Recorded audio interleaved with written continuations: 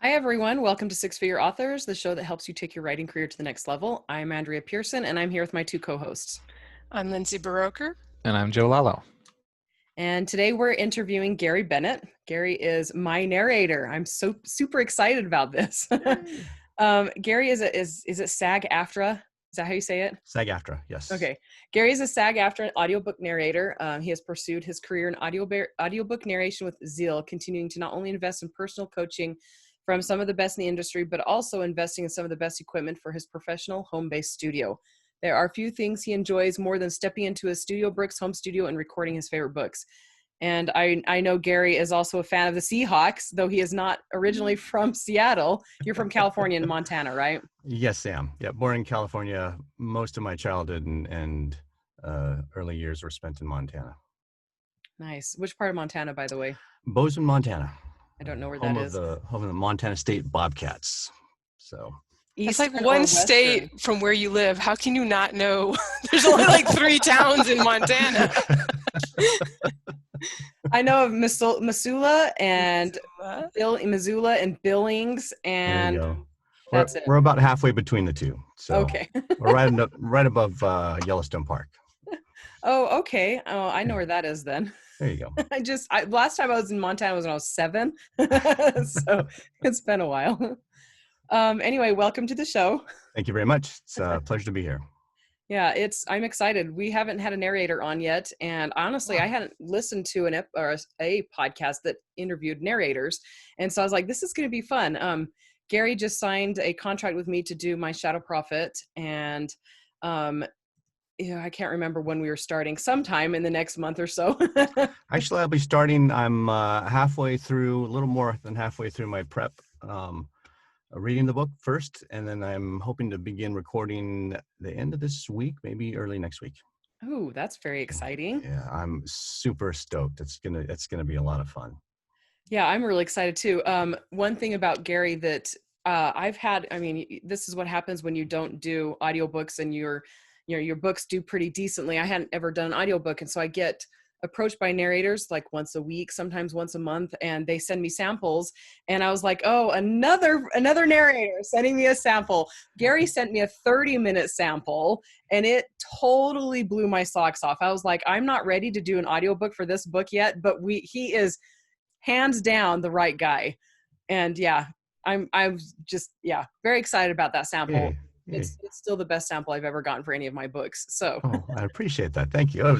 It's such a fun thing to do for me, because I reach out pretty regularly to authors who don't have audiobooks out yet, and it's always such a joy to just dig into just the little excerpts that are available through Amazon, and just kind of dig in and try to give an honest performance to those little excerpts and show what I'm capable of to potential authors. And it's a blast for me. It's I'm almost addicted to auditioning and sending out to just because it gives me such a wide exposure to different genres as well as the different authors and what they can do. So it's a lot of fun. I love it. So are you an extrovert then? I am. I've always been an introvert, very, very introverted, but I'm trying to break out of my shell, and it's been an ongoing process. But I think I'm doing pretty well. I have extroverted flashes of inspiration from time to time. Yeah, I don't know. I am an extrovert, and I have a lot of stage experience, and so for me, auditioning is normal. But I don't know how an introvert does that. I'm like. At first, it was very difficult. It was very uncomfortable, and I don't have an acting background. I don't have any stage background at all. So it's coming into an industry where that's prevalent in a lot of my colleagues, and it's really required as part of the job. It's been a challenge. It's something that I've had to learn. Like I said, I've had a lot of coaching and taken a lot of acting classes and specific narration classes to help me hone my skills and just get past that initial fear of getting out and putting myself out there. But once I did it, once I started, it was like a drug. It was like, I loved it. I'm almost regretful that I didn't start doing this much earlier. but I'm loving it. Loving what I'm doing. So just a quick question. You sent me a really long sample. Is that something you normally do, or It depends on the subject matter. It depends on how much I really want to do it, how much I really want to, how much I can connect to the subject matter and how well it's written. So it kind of just depends on, and it depends on how much time I have to do that. It's a little, it's not just 30 minutes or whatever of reading. It's doing the read of the text, which takes anywhere from 1.5 to 2 times what you hear, as well as processing it, making it sound clean and editing and so much. So it's a little bit of a time investment to do these samples, but in my mind, like I said, it's fun for me. I really enjoy it, but it's also an opportunity for me to kind of show my wares and to meet new authors. And even if they don't um, sign me up or want to do business for me on that particular book, at least I'm out there. I'm a name that they can maybe recognize. And if they don't have any opportunities for me, maybe their colleagues. I know authors, similar to narrators, authors talk to each other. So it's just a matter of getting my name out there and just doing what I love to do. this is I'm just curious question, but what percentage of authors, I mean, usually move from like answering your email to signing a contract? That's a good question. I've been actively pursuing authors for about a year and a half. Actively pursuing, reaching out to authors that I find that don't have audiobooks available. Of that, during that year and a half, I've probably reached out to more than 100 authors. And of that pool of 100 authors, I probably get responses of maybe 25%. Just thank you for reaching out. I'm not interested, or I'll keep you in mind. I'm not ready to do any audiobooks now, but I have a book that I may have you do in the future. And usually it ends with that. Of that 25%, probably another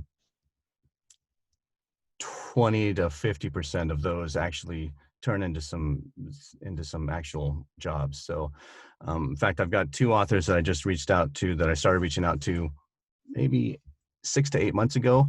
And every once in a while we just kind of touch base and I reach back and each time they show interest and both of them have now indicated that they want to move forward on multiple book series of one is a thriller. They're both mystery thriller series. So it's the narration game is it's a long game. So it's not something, certainly you don't get into it to make fast money.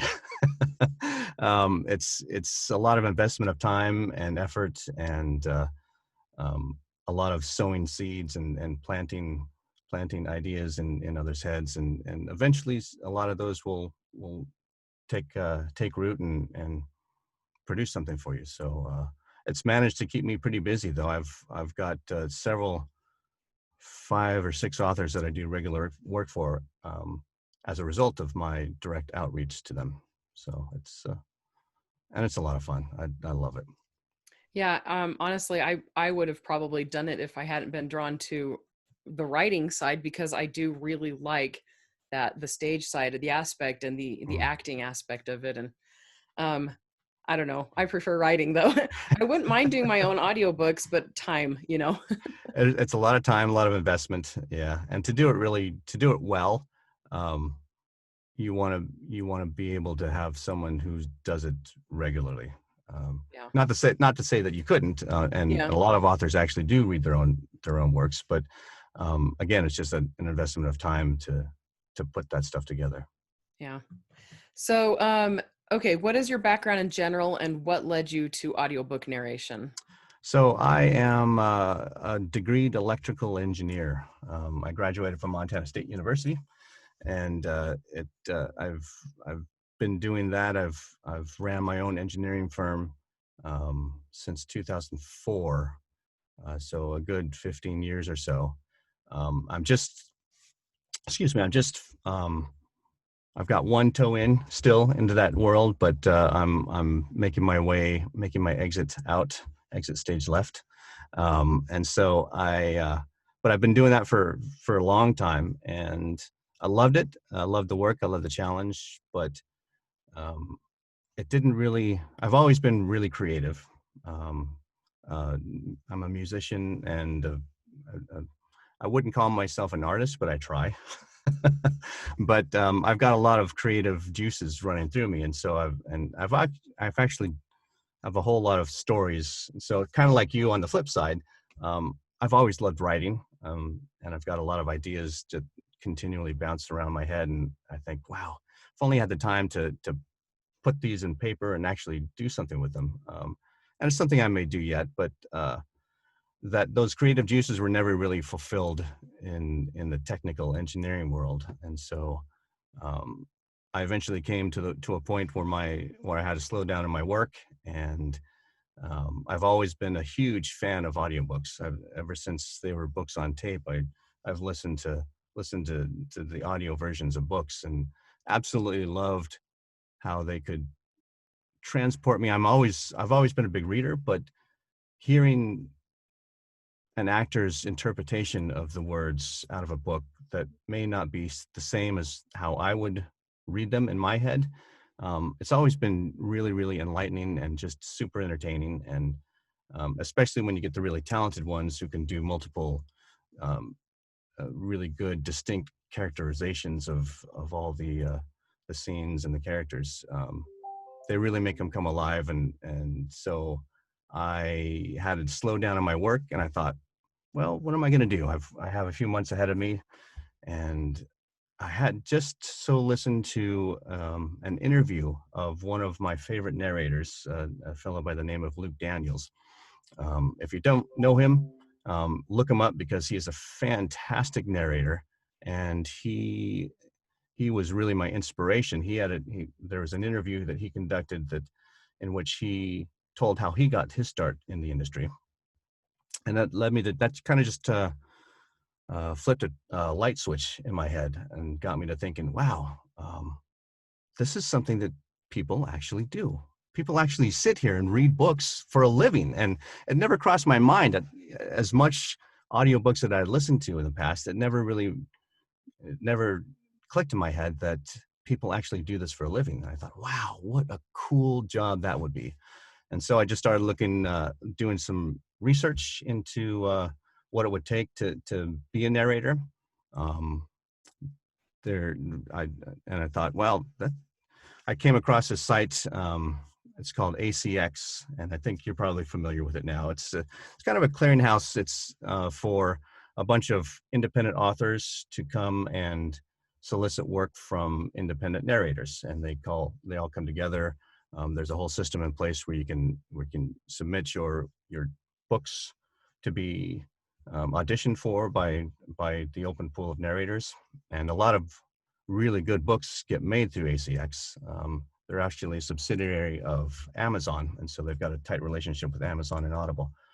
But there's a whole narrator narrator side of ACX that gives kind of a step-by-step explanation of how you can get your start, a basic equipment list and some training resources to becoming a narrator. And so I poked into that a little bit and did a lot of research, and I said, well, this doesn't sound too bad. I got some time on my hands, so I thought I'd give it a try. And it turns out that once I converted my home office into a part-time recording studio, got a bunch of equipment in there and played around with the software, and the moment I started speaking into that mic and reading some sample books, I fell in love with it. I absolutely just adored what I was doing. I thought, wow, this is better than I thought it could be.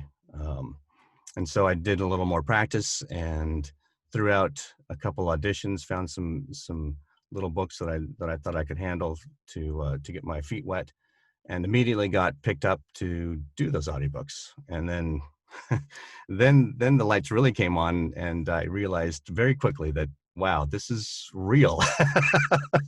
I really don't know what I'm doing, so I better figure it out really quickly. So I quickly got a bunch of training and some personal coaching, and not only in the performance side, but also the technical side, because as a home narrator, I'm also I'm responsible for not only performing the audiobook, but also all the technical side, running the software, making sure my computer is set up to properly interface the mic and the software and everything else, and be able to put the audio files together in the correct format and meet the proper specs. So there's a lot of technical side that a lot of people don't realize needs to happen behind the scenes. So um, and once I got those first few books, it was like a snowball running downhill. I just never looked back.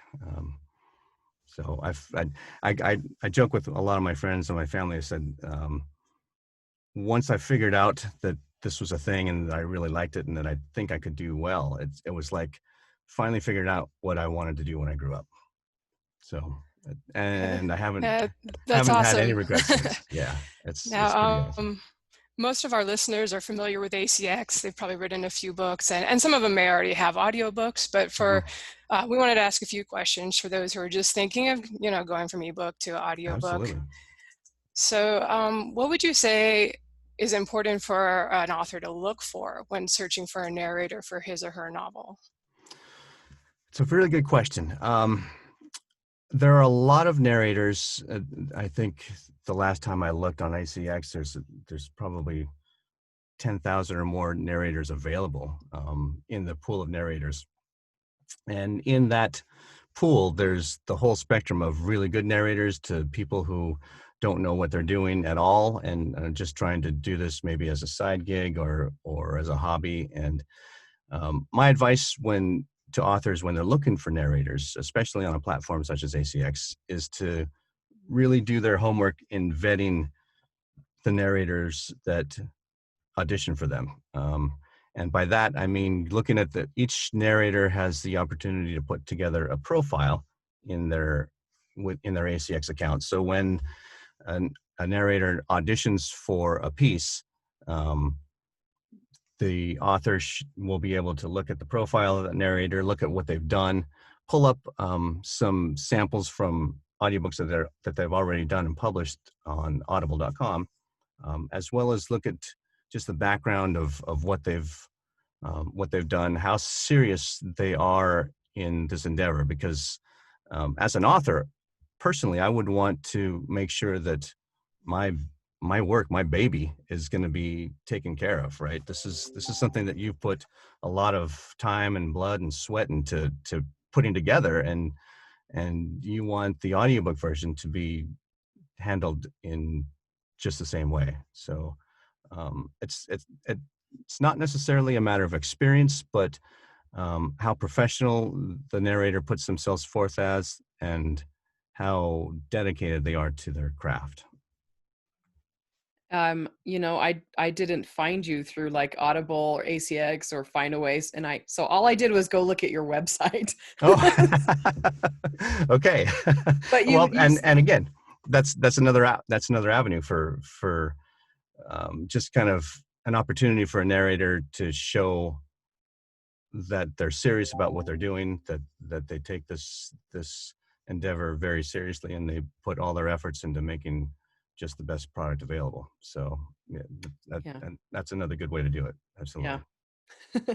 Website, seriously, honestly, it's like it's their professional foot forward. So very much okay, so. so how does an author go about finding a narrator? Could you just lay out the different options? As we talked about, there's ACX. That's kind of the jumping point for a lot of authors because it's easy to do. It's part of the Amazon system, and so everything's kind of very well integrated from that point. And so it's very easy to take your ebook that's already on Amazon and say, I want to turn it into an audiobook. There's a pretty step-by-step process that they've outlined fairly well, I believe, that allows an author to make that leap and to get into the ACX system and then put their works up for auditions. There are other avenues as well. You mentioned briefly Findaway. So Findaway Voices is another platform similar to ACX. There are a roster of narrators. So the difference between ACX and everybody else is anybody can sign up to be a narrator without being vetted by anybody on the back end. ACX doesn't do any vetting whatsoever of their narrators. So it's up to the authors to do that vetting, to make sure that who they ultimately may decide to choose to narrate their book is actually going to meet their expectations. An outfit like Findaway Voices, however, you have to apply to get on the roster of Findaway. And then when you approach Findaway, they will suggest from their pool of narrators who might be the best fit for you. So there's a lot of that initial vetting, that initial decision making, whittling down of auditions and potential narrators. A lot of that is done in the background for you by Findaway Voices, so you don't have to. There's a lot less stress and a lot less manual input from the author, as opposed to ACX, where the author is responsible for everything. And oftentimes, when you put up a book for audition in ACX, you're going to get maybe 20, 40, 100 auditions that you're going to be responsible for wading through as an author. And that could be, I can only imagine that's just got to be really tedious after a very short period. In addition to Findaway, there's several next tier outfits and that handle not only the production but also the distribution. Spoken Realms is another very good, reputable company that does very similar work to Findaway, in that they have a pool of narrators. They can walk you through the entire process as an author to take your ebook and turn it into an audiobook with much less manual input required from an author. So All right. those are really the three that stand out in my head as being the most prevalent in the industry. I wasn't actually familiar with Spoken Realms, so that's a new one for me. Yeah. All right. So one of the things I was curious about is, as an author, independent authors, we can go from the finished revision to on sale in virtually no time at all. Mm-hmm. And usually print and ebook can come out at the same time with no problem, but audiobooks are another matter. So how long should an author budget into their timeline if they're trying to get audio out at the same time as the other stuff? A lot of that depends on the availability of the narrator. So from the time a narrator gets the project and is ready to start to the time it's actually ready for retail, I would plan on typically 4 to 6 weeks. But the big question, which is really difficult to answer, is when that 4 to 6 week time frame starts. So, for instance, right now I'm completely booked through mid-July. So the earliest, if someone approached me to do a book, I could do would be starting in, say, mid-July, which means that 4 to 6 week clock then starts beyond that at that time. So, and you'll find that a lot of the more in-demand narrators are going to be booked out at least a month or two, maybe even more. So it all depends on the availability of the narrator. And oftentimes I'll have breaks where I can squeeze something in if it's a rush job or if it's a shorter book. The actual production time for me is about 2 weeks for my time, and then there's additional 2 to 4 weeks of post-production time where the finished audio files that I then submit are edited for final completion and then submitted to the platforms such as ACX or Findaway. And then it takes some time for them to take those final files, do their initial and final QC on them, and then put them into a retail format that are then distributed to Audible or iTunes or wherever else. Yeah, and this is why a lot of indie authors have a hard time getting the releases to all come out at the same time. But it's unfortunate because it is really beneficial if your ebook's selling really well at launch week, if you can also have the audiobook ready at the same time. Absolutely. And we should.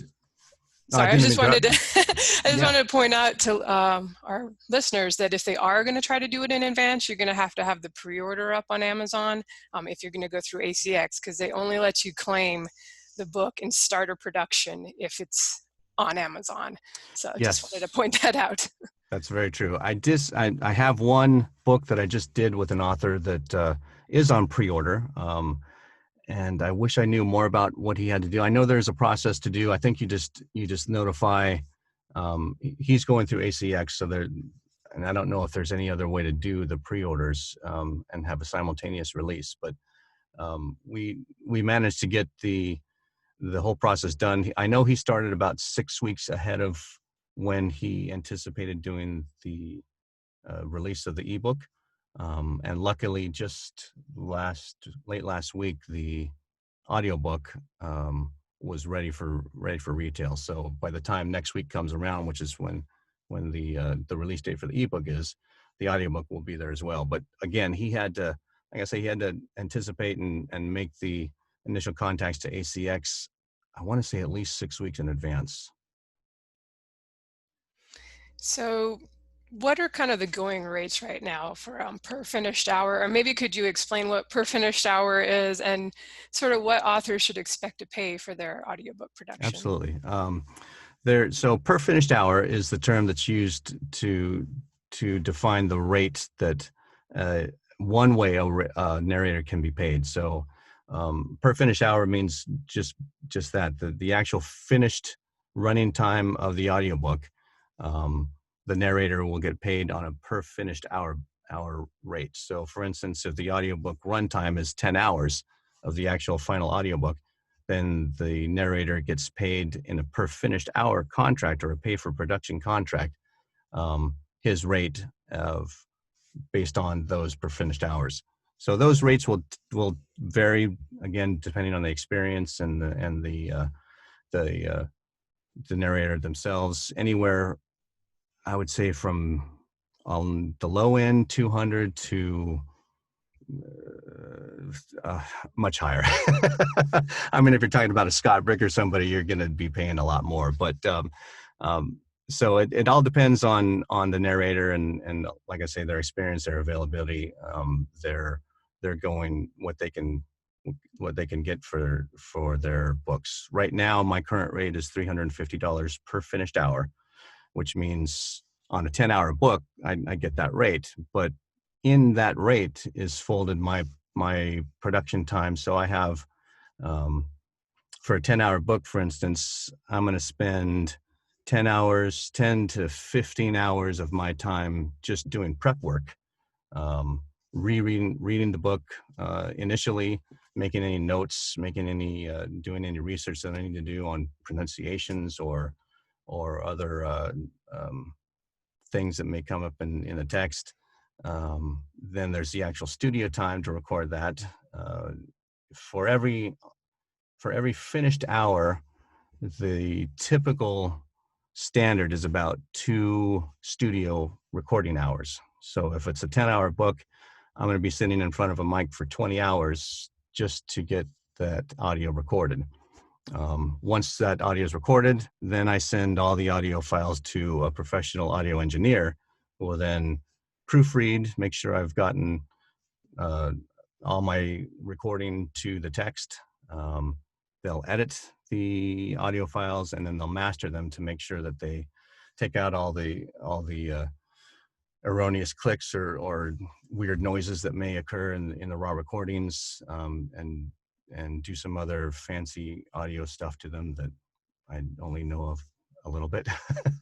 But basically make them sound really good so that once the audio files are finally submitted to ACX or Findaway or wherever, you're going to have the best sounding audio you can find. So in that rate of mine, all that time, the prep time, the actual studio time, my fees that I pay to the engineer to do all his magic is rolled into that rate. Yeah, it's definitely, I think I've heard even as many as 4 or 6 hours per finished hour it ends up being when you factor everything in. Yeah. It can be a lot, and a lot of it depends on the complexity of the text, and a lot in that 4 to 6 hours also, that can sometimes be accounted for if a narrator is doing their own editing and mastering. That time at least from what I've heard, that's commonly rolled into. I don't do that because I'm not. I can do that type of work, the editing and mastering, if I had to, but it's not something that I'm a pro at. And every hour that I spend doing that is an hour that I'm not spending recording another book. So it makes business sense for me to outsource that post-production work to somebody who can do it much better than I can. So it's just like us handing things off to an editor and Exactly going on to right. the next project. Yep, absolutely. Yep. So a lot of authors, especially if they're newer and money's a little tight, they look at ACX as the royalty split option. Could you talk about that? And is that anything you've done, or who might that be good for? Yes, and actually, there's two versions of that royalty. In ACX, it's called a royalty share project. They also have what's called a royalty share plus project. In both types of contracts, the narrator and the author or the rights holder will split the royalties 50-50 for every audiobook sold. So. And those contracts last, I think, 7 years in ACX. So for a 7-year period, every time that audiobook sells, the royalties that are gained from that, which I think are, don't quote me on this, but I want to say like 40% of the actual sale price. Those are split to 50% goes to the author, 50% goes to the narrator. So it's a good way to minimize your costs from the author side. The initial costs are much less than paying for production on a PFH rate. But the takeaway is that you also have to share your profits from all your sales. The Royalty Share Plus is a version of that contract in which the author will typically pay for the production costs. So my production costs are $100 per finished hour that I pay directly out of my pocket for every book to my engineer. So in that case, the author is willing to go in at least a little bit on the initial production of the audiobook so that the narrator doesn't have to take on all the risk. And then at the end, once the audiobook is on for sale, they'll again split the profits from all the royalties. Producing an audiobook is not a cheap endeavor for a narrator. So it's a lot of time that we spend up front, like I said, as doing all the research and preparation, spending the time to record, spending the time or the money to outsource the post-production. So in a royalty share book, I do those from time to time if I have a good confidence that the books are going to sell well.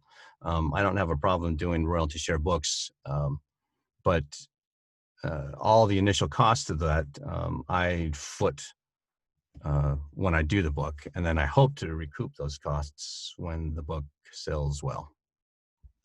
Yeah, I usually recommend if people can afford it that they just pay outright. And then also you're not locked in with Audible in case in 2 years you're like, oh, maybe I'll do Find Away Voices. Exactly right. But yeah. You're kind of stuck if you did the royalty share. And I don't know, I would always be like stressing because I would want the narrator to like make enough to be worth it.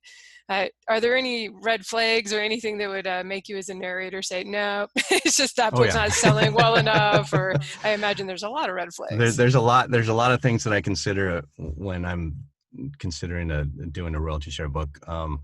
The old adage that don't judge a book by its cover is absolutely false when you're looking at considering doing a royalty share book. Because when people are flipping through Amazon pages and looking at books, the first thing they're going to see is that cover. And that's what's going to attract the majority of readers is, wow, that's a cool looking cover. That's a cool looking book. That looks good. That's the selling point. That's the opening salvo. That's the handshake that gets the potential listeners to look more into potentially purchasing that book. So if I'm going to look for a royalty share book, it's got to have a really good looking, attention grabbing cover. In addition to that, I'd like to know that the author has a good solid plan to market the audiobook once it's produced. So narrators don't have really any pull in the marketing field. Not to say that we don't or we don't try, but the listening audience is going to relate to the author of the book. They're gonna respond to that author because that's who they're buying the book from. The narrator is sometimes an unknown, or sometimes somebody that that the listener may be ancillary familiar with, but not really super familiar with. So they're not going to, unless unless you're an R.C. Bray or a Scott Brick, people probably aren't going to buy an audiobook because it was narrated by Gary Bennett. They're going to buy an audiobook because Gary Bennett narrated a book by Andrew Pearson. So that's the big selling point, and that's where the marketing comes from. Is so in order for me or another narrator to really consider a royalty share book, is one factor we have to look at is there a good marketing plan that gives us some assurance that we're going to be able to make some of our money back on sales.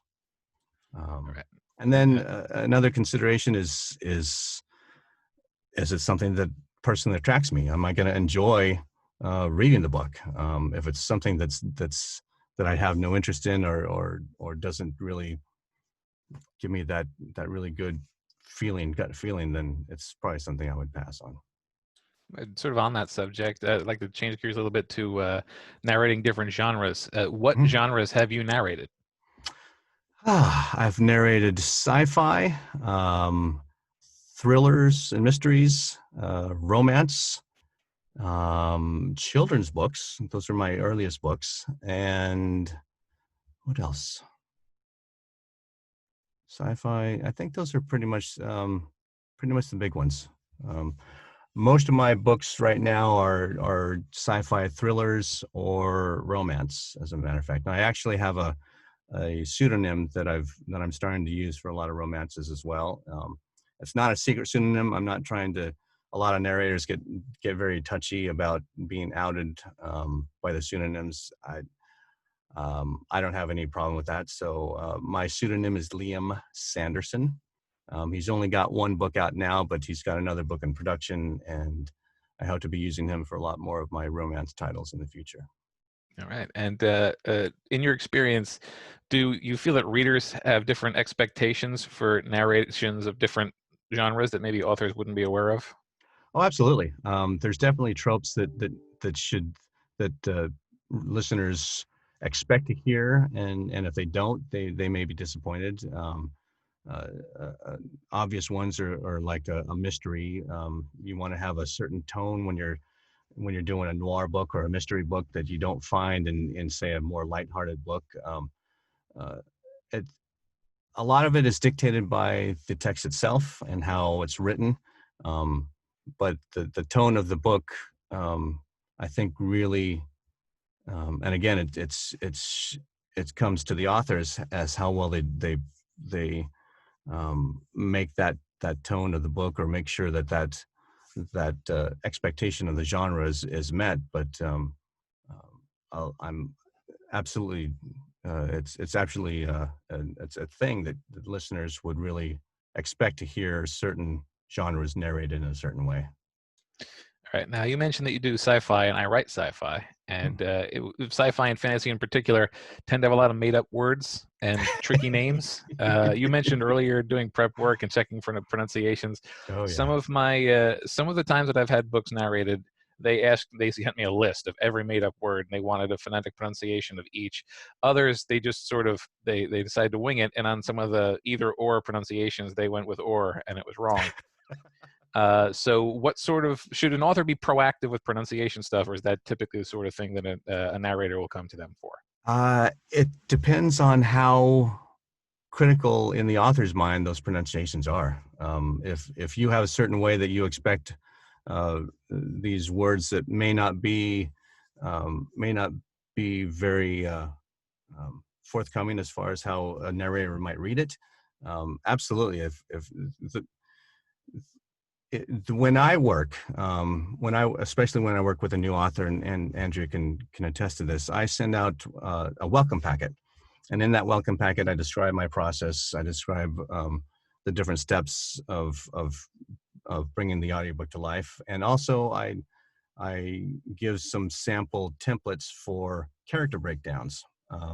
So it doesn't really relate so much to pronunciations, but I think maybe I'm going to consider adding that as well. But in that, it gives the author some things to think about that may help me interpret the characters, giving some, maybe the background of certain characters that may not come out explicitly within the text, to give me a better feel for how to better feel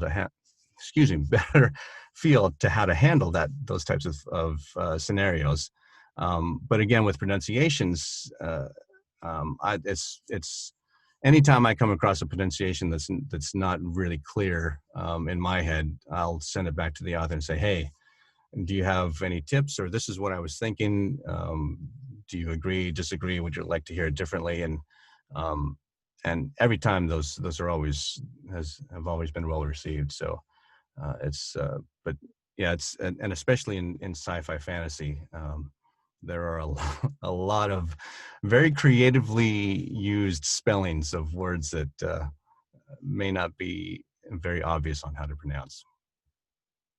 Andrea is listening very closely right now. We're starting my book this week. And Andrea can also attest to the fact that, yes, you sent that and she forgot all about it. That's all right. Yeah, I can blame it on the baby. Everything is blamed on the baby. There you go. That's a valid excuse. Absolutely. Okay, so let's see. What are the sorts of things a narrator has at his or her disposal for emotions that authors don't necessarily have? And how does a good narrator affect that? And then I'm just going to cram it all in right now. And then should an author write his or her books with these things in mind?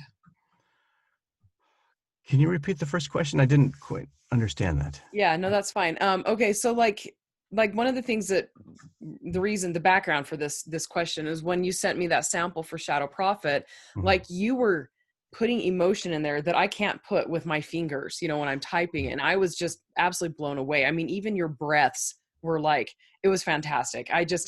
And my readers were all gushing. They're like, oh my gosh, he's so fantastic.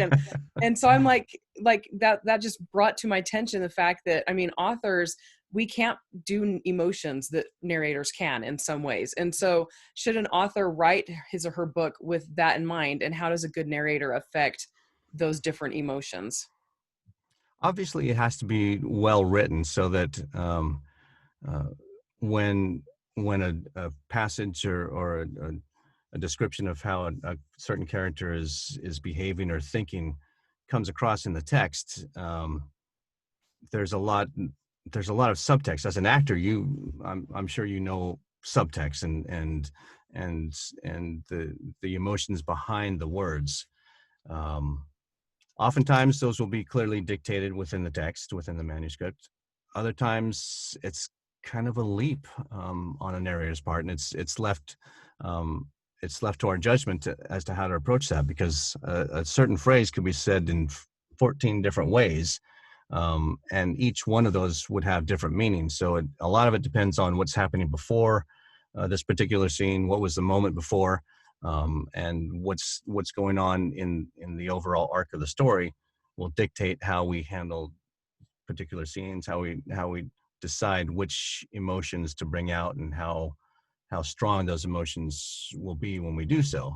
So it certainly helps when an author can help us do that. And we're not looking for an explicit description of he was feeling melancholy as he said this. It doesn't have to be to that level, but to make it clear in how the manuscript is written certainly helps us. But a lot of it really depends on how we interpret that text and bring it out. And the good narrators will more often than not make the right call and be able to bring those out so that they're apparent to the listener and drive those emotions as they listen. So either you just said my book is really well written, or you had to make a huge leap. Let's go with door number one. I appreciate that. All right, Joe, off to you. All right. So, again, following from the same sort of theme, I've never done it beyond choosing from a drop down on ACX, but do authors ever make specific requests regarding the overall tone or the certain character performances? Like, how much direction do you get? It's never happened to me. I've never had with well, I won't say never. I've had some authors say, uh, for instance, in an initial read or an audition, or maybe a initial sample, once we've got production ready to roll, I may make the wrong call and say I produce or portray a particular character in an emotion or a tone that really doesn't match the author's. And in those cases, the author has been able to give me some feedback and provide maybe a little more insight or even some direction. In the audiobook narration process, there's an opportunity for the author to provide feedback, that type of very direct feedback and specific direction on a narrator's take at the very beginning of the book. So in ACX, there's what's called the initial first 15-minute sample. And the purpose of that is for a narrator to, once he's reviewed the book, select certain passages, or maybe have certain passages selected by the author to read as an initial sample, to give the author some feedback and an idea of how the narrator is interpreting the text, interpreting the various characters, even specifics on some of the voices of the characters, if the author has some very explicit characterizations in mind. And then once that initial sample is done, then it's all in the hands of the narrator to take that initial direction and extrapolate that throughout the rest of the book and be able to act it, to perform it within his skill set. So there's definitely that opportunity, but it's only at the very beginning, because there are some horror stories where some authors may have taken it upon themselves to micromanage the production of an audiobook. And this happens a lot with relatively new narrators who may not know the process or may not be familiar with how things are supposed to work within the system. But it's important for an author to realize that once he provides that initial direction, and once he releases the production to the narrator, he needs to emotionally let go. Let it be in the hands of the narrator. Trust that the narrator is going to portray the story and portray the emotions and the truth behind the text in the best way that he can. And it's a difficult thing to ask, especially for authors who are very attached to their work, which it should be. This is a work of passion for you, but at the same time, it's not unlike the production of a movie. So if an author produces a book, that then gets turned into a movie, the author typically will have very little say in how the director produces the movie and portrays that book up on the screen. It's really no different than how a narrator portrays that book in the audiobook form. The author has to trust that the narrator is going to do justice to their book. Did that answer your question at all? Yes, it did. Okay, good. Okay, so I mean, you've talked about sample. There's the sample that authors get ahead of time before approving a book, but there's also a sample that is used to market the book. And how does that sample, the marketing sample, how does that affect how well an audiobook does? And I know that sometimes authors can't pick the sample. So what are the cases when an author can pick the sample, and how do they know what would be a good sample? Well, it absolutely is going to affect how a book sells, I think, because that's what when a potential listener is gonna look at a book, they're gonna click on the sample, and if they like what they hear, that's gonna either how they like what they hear is going to drive whether or not they make that purchase. So the picking of the sample, I think, is pretty important. Most often the sample is taken straight out of the first opening chapter of the book, because we hope that if the book is well written and the author knows that they need to open the book and grab the reader's attention. It's no different than opening the audiobook and grab the listener's attention with that opening chapter. And I mean, your opening sentence, for instance, the Shadow Prophet, it grabs you right there and it puts you in your seat, and you're holding on for dear life after that. So that's an excellent example of how the opening chapter can be adequately and really well used to provide that initial sample that then gets used to promote the book.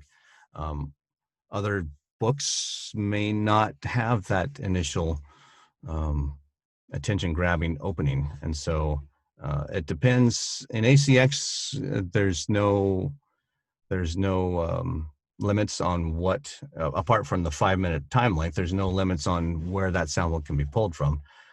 So a lot of times, some authors have come back to me and said, I want an excerpt of this chapter and this chapter to be that initial sample, and there's absolutely no problem in doing that.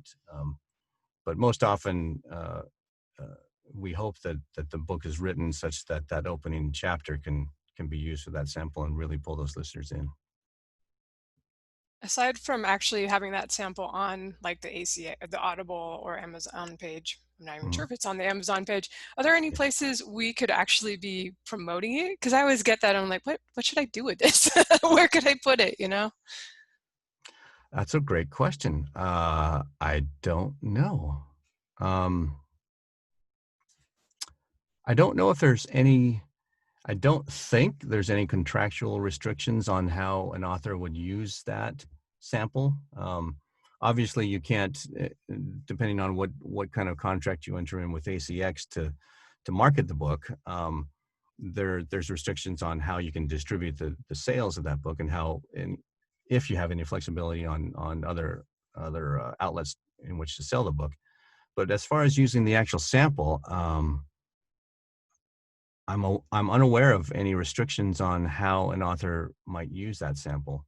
So then extrapolating that to answer your question, where might they use that?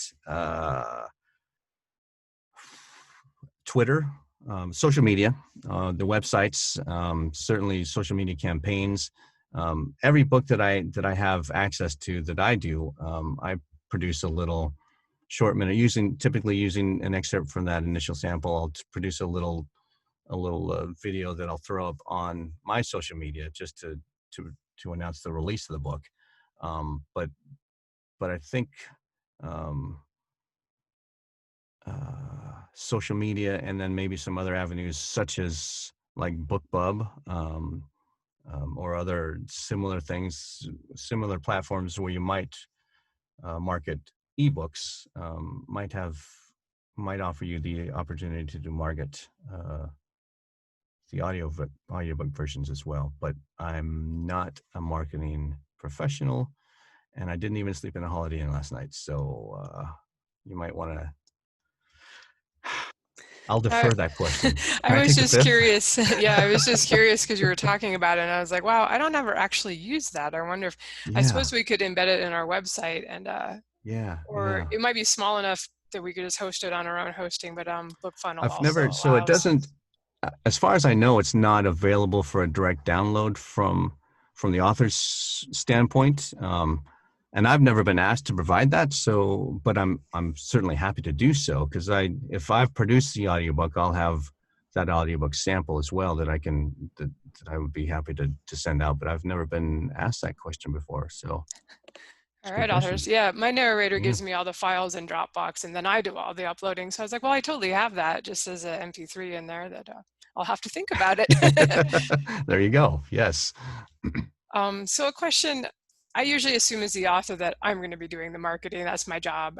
But I know some authors will pick narrators specifically because they have developed a following of people who actually kind of read everything they produce. Have you seen that? And how does that magic happen?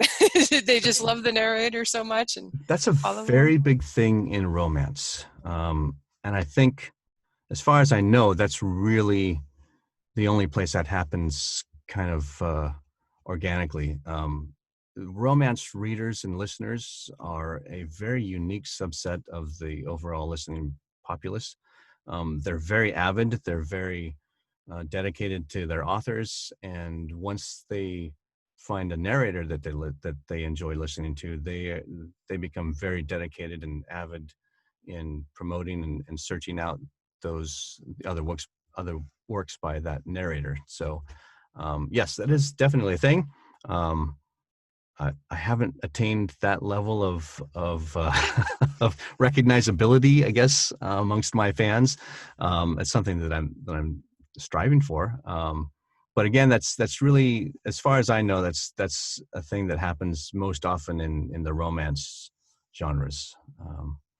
So I don't know how that happens, except for I know I have several friends actually that are romance narrators exclusively, and they are very active on social media. They're posting Twitter and Instagram all the time, and I think it's just a matter of getting to the point where you're recognized by your fans, and they kind of help you to step up to the next level.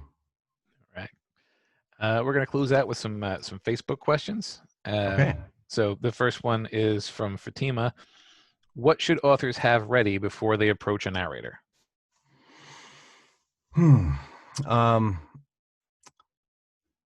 Assuming that the book is already published, and we talked about the case where there's an option to do a pre-release or a pre-sale for a book, which isn't published, but the actual final manuscript is pretty critical. Making sure that we don't have any edits outstanding or it needs to go back to the editor. The manuscript should be fully proofed, should be fully edited, should be ready to, if it's not for sale, then and even some books that are for sale could have used another round of editing. So it's really important to just really have a as complete and fully edited manuscript available as possible. An understanding of how the audiobook world works is not necessary. And like I say, I send out a welcome packet. I have several pre-marketing or I guess you'd call them pre-sales documents that I send out that kind of describe the process of from approaching an author who doesn't know anything about how audiobooks are made, describing the process, describing the different types of contracts available. I know I'm not unique in that, but I know I'm not. I know that's not something that a lot of narrators do on the same side. So, but having some experience does help. Like I say, it's not necessary. Really, I guess just an open mind, and being understanding, as I said earlier, that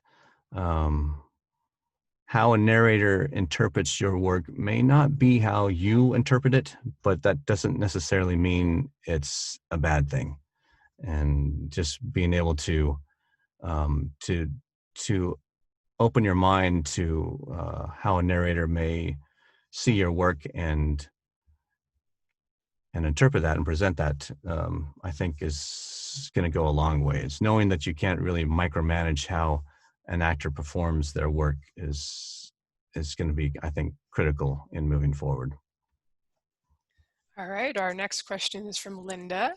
What recording equipment would you recommend to someone who doesn't have the funds to pay a narrator right now, but might want to try narrating their own book? That's a tricky question. The most important thing um, in producing an audiobook that's gonna sound at least halfway decent is making sure you have some sort of um, deadening deadened recording space. So I have a really nice booth. It's not absolutely necessary, but some place quiet, some place that's not got a lot of reflections or echoes, or if you can get some sound isolation from outside noises, that's going to go a long ways in helping to get an audiobook sounding good. The mic, obviously, that's a critical component, but more important than the mic is going to be the recording space that you're in. So you can't. A lot of narrators use their hall closet and just pad it with clothes or pillows or acoustic pads or whatever to get that space, and that's perfectly fine. But you can't but it has to be consistent. You can't be recording in your bedroom one day and your kitchen the next day and out on the deck the third day. It's got to be consistent day after day after day, and it's got to be someplace that's going to provide that sort of deadened space so that you're not getting those reflections and echoes and extraneous sounds. Apart from that, there's a plethora of hardware available from the mics to the recording software that are available, and a lot of it depends on your resources and how much funds you have available to spend, how serious you are in putting something like this together. Um, the best answer I can give would be to do a lot of research. There's many Facebook groups that are dedicated to recording software, to recording hardware, to booth building. And I think more than any specific answers, I think the best answer to give is use the resources that are available. I will also give a shout out to a colleague of mine. Karen Cummins is a narrator, and she's done an extensive amount of research in the whole process of audiobook production, audiobook marketing, audiobook, anything to do with audiobooks. She is kind of the goddess of that of resources. And she's put together a website that's called narratorsroadmap.com. Anybody who's interested in becoming a narrator, either full-time or part-time or just interested in the process, I always direct them as the first step to go to this website. And she's got a ton of resources on that website that are available for anybody who's interested in learning more about what goes into the whole process. That's good. And we should point out, I will put that in the show notes so people can find it, but Audibles or ACX is quite picky. So you might want to start with a short story or something, just make sure you get the sound quality, because like you were Absolutely. saying, how many hours go into putting together a book only to have Yeah, it you don't want to start on a rejected? 13-hour World War II nonfiction, for instance. Definitely not. Okay, so I have one more listener question, but before that, I actually wanted to get a little clarification on something you said earlier. Sure. You narrate for romance authors, I do. and a lot of our listeners are romance authors. And you're like, Andrea, you have romance too, and I was like, but they're all from girls' points of view. So how do you handle that? This is like most of the books, a lot of the romance is from the viewpoint of a woman. So how do you handle that? And then, I mean, how do romance authors respond? So I won't do any romance that are strictly written in a female POV. It doesn't work. It doesn't come across well. It's going to be jarring to the listeners. It's not what they're expecting. All the romances that I do are written in dual POV. So, for instance, they'll have one chapter from the male point of view, one chapter from the female point of view, and they kind of alternate. So in those instances, I'll pair up with a female narrator. She'll do the female points of view chapters. I'll do the male points of view chapters. And it's a very common, very typical way of handling audiobooks written in that way. And I don't think I've ever come across a strictly male romance book. So that's, like I say, they're either strictly female or a dual point of view, dual narration production. Okay, so yeah, so my room, I was right to say probably not good, because none of mine are from the guy's point of view. They're all from Right. the girl's point of view, Yeah. which I kind of lament now, because it's fun to get into, the guy's head too. So but I know we're a little scary, but yeah. well, I mean, they could be like my Abel and be total assassins. Right. That's my problem. My There's a lot of line. flexibility there, a lot of Yes. opportunity. Okay, so one last question. This is from Scott C. Morgan, and the question is, what level of sales does he look for from an author's book sales before agreeing to work with that author? It depends on the kind of contract that we're talking about. So if we're looking at just a